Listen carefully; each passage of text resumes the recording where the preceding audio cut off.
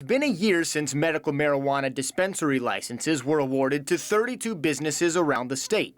Greenlight Dispensary in Helena was one of the first to open. This building met all of the requirements, and the most important thing, which helped speed up the process, was that it was already standing. So we just made renovations to it. The renovations required to set up a dispensary are extensive. Greenlight has more than 30 security cameras, barbed wire fencing, and a biometric system that locks the building. There's also an armed guard on site at all times. Literally every square foot of that dispensary will be under surveillance. They're looking at each facility has a vault. They're making sure that it works. They're checking it not once, twice, but 3 or 4 times. Greenlight continues to see business boom since they opened their doors last June.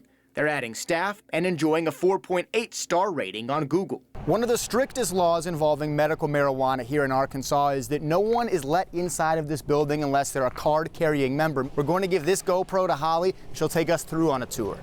And then right there is all the various different strains of flower. Last summer, Arkansas dispensaries offered just 2 different marijuana products. These are our concentrates. Now they offer more than a dozen, but there have been issues across the state. The Medical Marijuana Commission says 15 of the original 32 businesses that got approval last year still aren't open. So I would say real estate would be the #1 issue, probably followed by weather. You have other pointing to some medical issues. But the commission really, especially over the last month, has voiced some extreme frustration. Eastern Arkansas is one of the most underserved areas in the state.